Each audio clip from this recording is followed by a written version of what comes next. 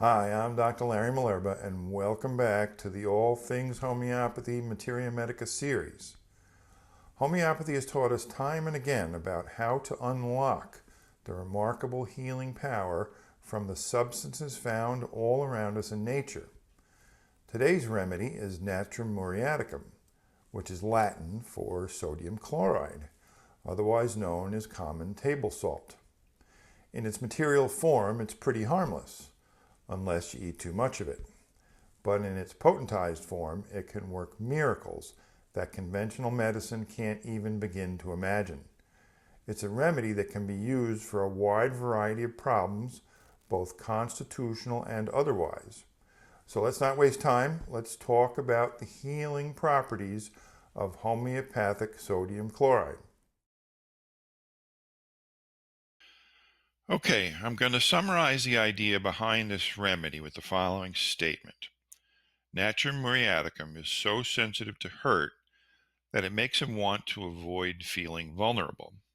And because of this avoidance, he winds up burying his feelings. He hides his feelings and ultimately loses touch with them. And it's this resulting backlog of unprocessed emotion that then leads to a variety of health problems for Nat-m. Now, allow me to break that down in more detail. Nat-m is emotionally sensitive. Like Ignatia, he's idealistic, romantic, and gets hurt easily. He's wounded easily. As a consequence, he tries his best to avoid being hurt. He knows what it's like to be hurt, and so he develops a personal rule for living. He thinks to himself, I don't want to be hurt, and so the last thing I want to do is to hurt somebody else. Now, that hurt can take many forms. It may be something seemingly innocuous. For example, someone may say something insensitive, or may promise something but then fail to deliver. More often, it takes the form of disappointment in terms of intimate relationships. It may be a romantic partner who isn't equally committed to the relationship, or who chooses to leave the relationship. The breakup of a relationship can take a toll on the Nat-m type. Similarly, he may also feel hurt or wounded by an insensitive or abusive parent or sibling. He experiences these emotional wounds as a form of rejection. He's very susceptible to the emotional impact of hurt, disappointment, rejection, loss, and grief. So, in order to avoid being vulnerable to hurt or grief, he erects a wall of emotional protection. He avoids being vulnerable at all costs. He does this by avoiding intimacy or by remaining distant in relationships, if he allows himself to be in a relationship at all. He finds it very hard to trust other people with his personal feelings. His romantic partner may complain that he doesn't open up or that he doesn't say what he really thinks. Of course, he does all this in order to avoid taking emotional risks that he believes could backfire on him. He thinks to himself, the last time I trusted a girlfriend, she wound up leaving me. So he comes to the conclusion that if he doesn't reveal his true feelings, then he's less likely to be hurt again. As a consequence, Natrum types are fundamentally closed persons. They are not open or free with their feelings. They're reserved in the sense that they don't easily share their personal thoughts. While Natrum types may see themselves as independent, others may see them as introverted, stoic, or aloof. And all of these things may be true. Many Natrum types are independent. They're emotionally self-sufficient. They do not want to rely on emotional support from others. They can also be introverted loners who are averse to company. Nat-m prefers one-on-one interactions over larger social groups. They may actually enjoy solitude. Many prefer solitary activities like reading or hiking or taking walks in nature. Many Natrum types are artistically inclined, and artistic creation is another type of activity that thrives in solitude. Now, there can be some differences of understanding when it comes to the definition of introversion. Some see it as just another word for shyness. Another definition is that an introvert is a person who is internally oriented rather than externally directed. Technically speaking, one can be an introvert without being shy at all, and many Natrum types fit that description. They're introverts who enjoy alone time and who need alone time in order to recharge their batteries, but they aren't necessarily shy or timid. There's a difference between being shy and being unwilling to talk about one's personal feelings. Nat-m frequently avoids discussing his personal feelings. Since it can be hard to tell whether someone is being forthcoming about his or her feelings, I've learned to ask a simple question in order to find out. I simply ask my patients if they are more open or more private about their personal issues in life.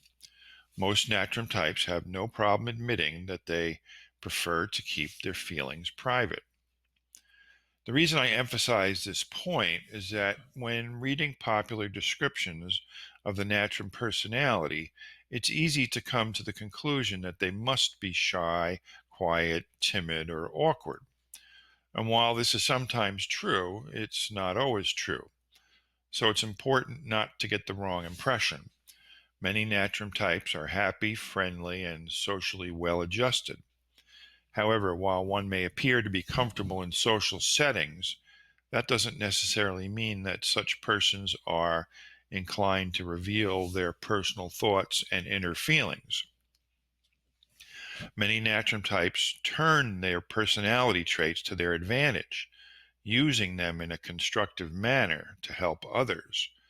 Because they are sympathetic, considerate, and thoughtful individuals, and because they understand what it's like to be hurt in life, it's not surprising that many Natrum types turn out to be good listeners, good therapists, and good teachers. They would rather observe or listen attentively to others than talk about their own issues.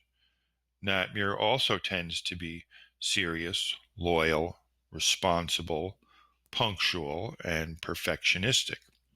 This combination of traits usually ensures some degree of success in their chosen profession.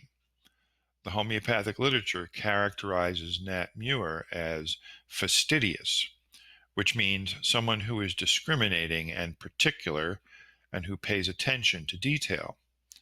Children with these same traits are usually good students, and they tend to be quite thoughtful, well behaved, and rather adult like. Now, Nat-m, like Ignatia, has a reputation for being primarily a grief remedy. It fits all kinds of situations in which a person has never been the same since some loss that led to his or her grief. This can be a loss that occurred recently, or it may have happened years ago. It can take the form of the death of a loved one, or the breakup of a relationship, or even the loss of a friendship. I've given it to a distraught teenager whose good friend had to move out of town. I've given it to people who have lost their beloved pets. I've given it to those who felt hurt and betrayed by their old friends. And I've used it for young adults of college age who are reluctant to leave home. Nat-m is a great remedy for heartbroken adolescent boys and girls. As previously noted, Nat-m tends to carry her grief silently. She keeps it to herself and makes no show of it. She believes she can handle the trauma on her own. She doesn't want help and doesn't think she needs help. She wants to put her painful feelings behind her, and she declines all attempts to soothe or comfort her. This is what the books refer to as aggravation from consolation. When an Natrum type is upset, she grows agitated from any attempt to console her.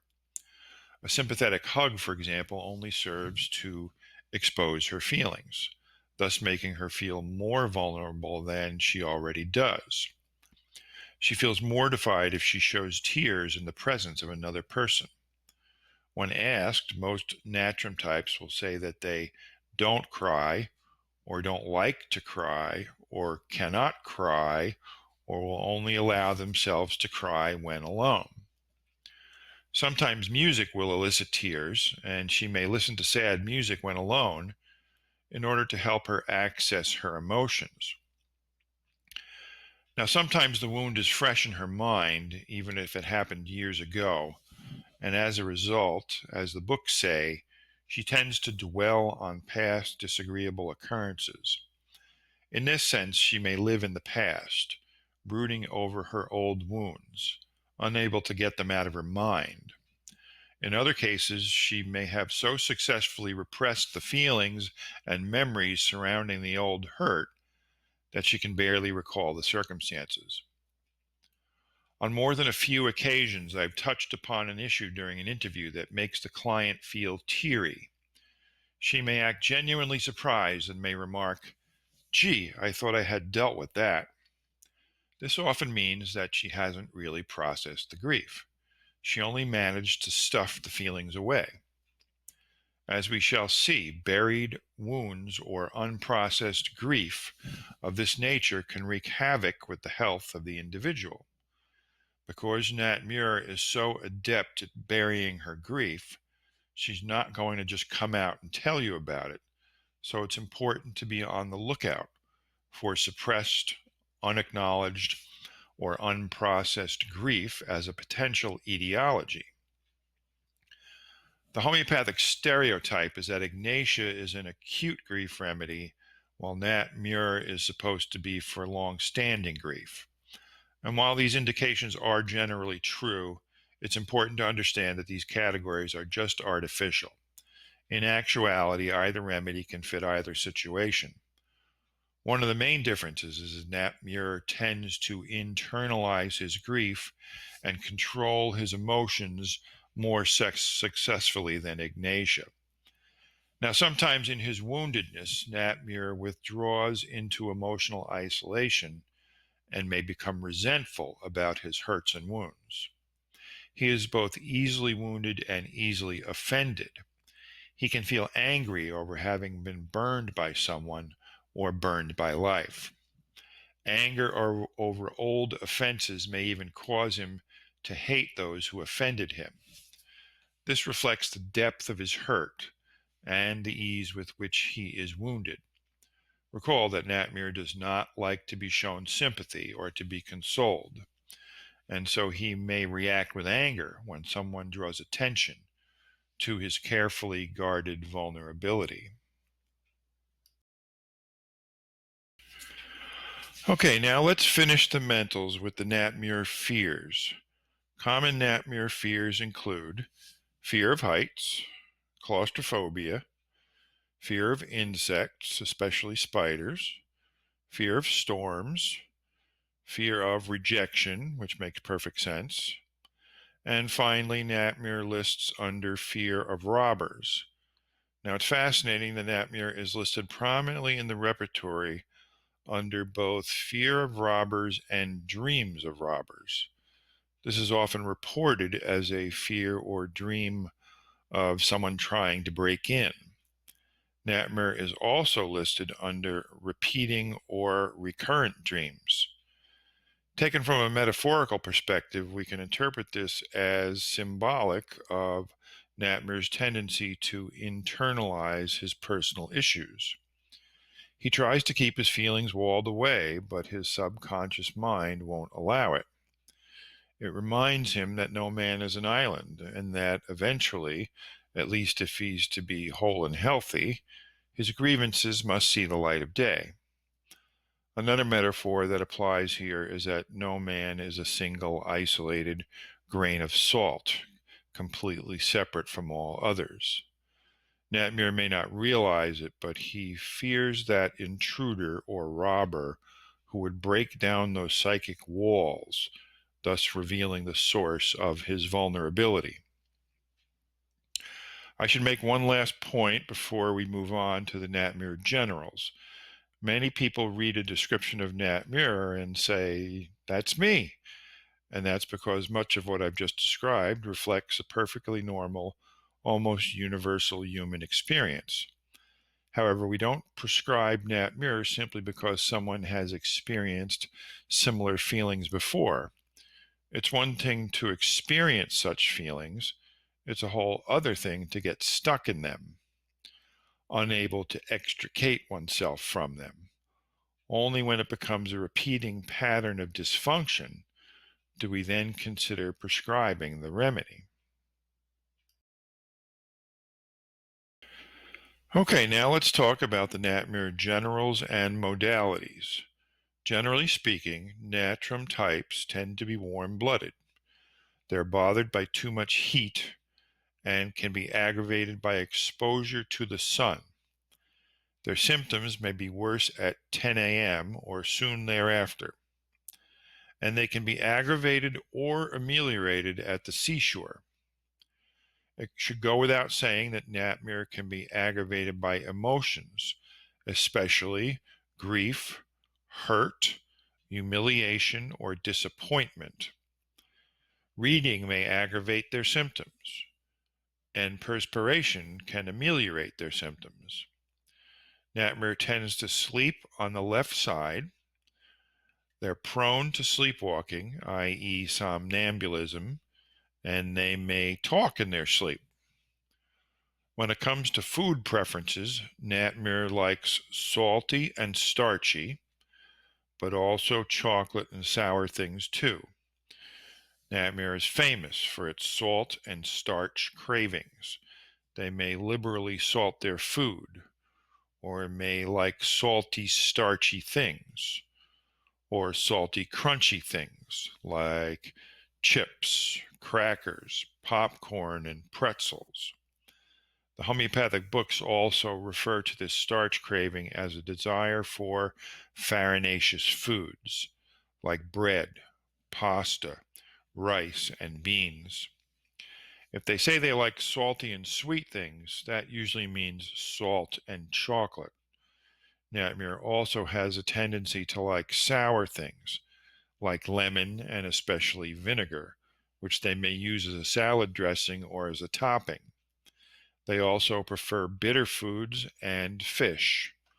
On the flip side, they famously dislike slimy foods, which usually translates into anything that they perceive as slimy. One specific slimy thing that Nat-m does not like is the fat on meat. And finally, Nat-m prefers cold drinks. Now, Nat-m can be helpful for a wide variety of physical complaints. However, the key idea is that Nat-m physical symptoms often have a psychological etiology. They often begin after or are aggravated by emotional triggers, especially hurt, grief, and loss. So when we see a case of headaches, for example, that began after the death of a loved one, we think of Nat-m. There may be a visual aura preceding the Nat-m headache, and the headache is typically worse in the sun, worse at 10 a.m., and worse from light. Conversely, the Nat-m headache is better from cold applications and better in a quiet, dark place. Nat-m is one of the main remedies for headaches associated with reading. It also fits eye strain and or eye pain caused by reading. Now, Nat-m is also a remedy for a variety of skin eruptions. It can be a remedy for eczema, ringworm, hives, and even dandruff. It's also commonly indicated for a variety of sores, including herpes, both oral and genital. It also fits other types of mouth sores. The terminology can be a bit confusing, but the bottom line is that herpes, cold sore, and fever blister are terms that are used interchangeably. Another type of sore is a canker sore, which is located inside the mouth and is referred to in the homeopathic books as an aphthous ulcer. The plural is aphthe. The bottom line is that Nat-m can fit any of these conditions, and the defining feature in all of the above skin symptoms, including eczema, hives, herpes, mouth sores, and ulcers, is that they usually have a connection to underlying emotional issues, and that they can also be triggered by exposure to the sun. Natrum types often say that their eruptions are triggered by stress, which is just a catch-all term for a variety of psychological triggers. The Nat-m hives, the medical term for which is urticaria, are aggravated by stress and excessive heat, especially the heat produced by vigorous exercise. An additional clue that points to Nat-m is a tendency to develop a crack in the midline of either the upper or lower lip. It's also a remedy for geographic or mapped tongue. Nat-m discharges are described as white or clear and albuminous, or in other words, like raw egg white. Whether it's an allergy or cold symptoms or a case of vaginitis, Nat-m discharges tend to be albuminous. Alternately, Nat-m may have dryness of the mucous membranes. There may be dry mouth, dry nose, dry eyes, or vaginal dryness. Nat-m, along with sepia, are the two main remedies for vaginal dryness that results in painful sex and or aversion to sex. This problem may be complicated by the Nat-m tendency to avoid emotional intimacy. Other unusual clues that point to Nat-m include vertigo with a tendency to fall to the left, palpitations that act up on falling asleep at night, and loss of both taste and smell. I recently used Nat-m to treat a COVID-related case of total loss of taste and smell. The patient experienced a complete return of both senses within 3 days after taking the remedy. Whenever grief can be established as an etiology for any clinically diagnosable illness, we have to consider Nat-m. Examples of such conditions include rheumatoid arthritis, multiple sclerosis, and especially hyperthyroidism. In terms of delayed development, Nat-m fits kids who are slow learning to talk and or slow learning to walk.